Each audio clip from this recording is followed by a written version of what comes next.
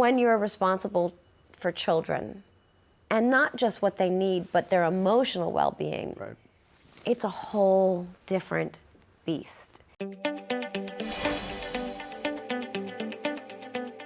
You famously once described your childhood as Dickensian, Right, which it wasn't, I think really. others did, and so I sort of agreed to it. It wasn't really. Somebody posed that to me, and I was like, well, I suppose, because there were times we didn't, have a Christmas or electricity or other things. But I always add that I wouldn't change any of it for anything. Well, there was love. There was and there love. was art.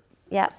Culture, art, lots to do, always active, full, rich lives, which I guess suppose it might make no sense, but for the most part, we had everything we needed. Not always, but for the most part. Not having everything you want is a blessing, I think. I think wanting is like a great gift.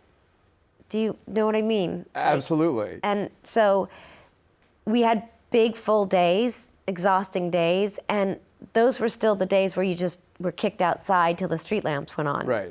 Right. You make up games, and we had ballet lessons, and we went to the theater and the ballet and the opera because all of that was free and accessible. That was in the days when they still funded arts programs, and there was lots of support.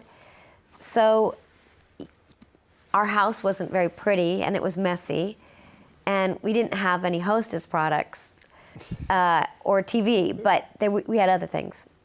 Look, when you're a kid and you don't have money, and this continued even when you moved to the New York area and you started doing theater, but when you are the poorest kid in the neighborhood, that leaves a mark on people. No matter what your parents do to make it okay, what kind of impact did that have, do you think, on you? I think it just made me want to work hard. It made me want, I wanted to achieve. I wanted to be a professional, not just for satisfaction, but which was kind of paramount, but I wanted to not worry about money.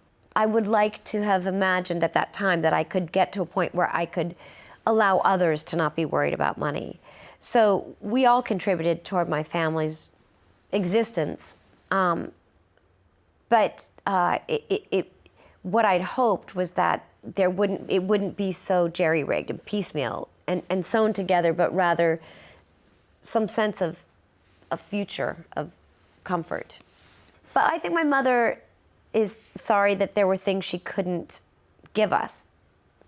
But I work hard to not give, to be as depriving to my children as my mother was. Do you know what I mean? How do you mean? Meaning I like to withhold things from my children because I want them to affection? yearn for. No.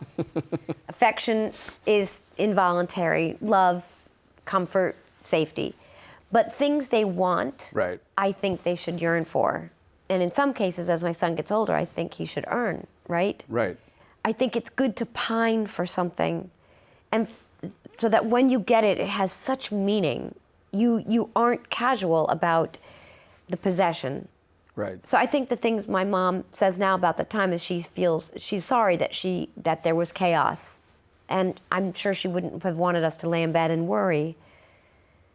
But I think there are advantages in my experience for me for that. I don't think it's good for children to worry and lay in bed. I think it's really hard. That's stressful, and it's a distraction.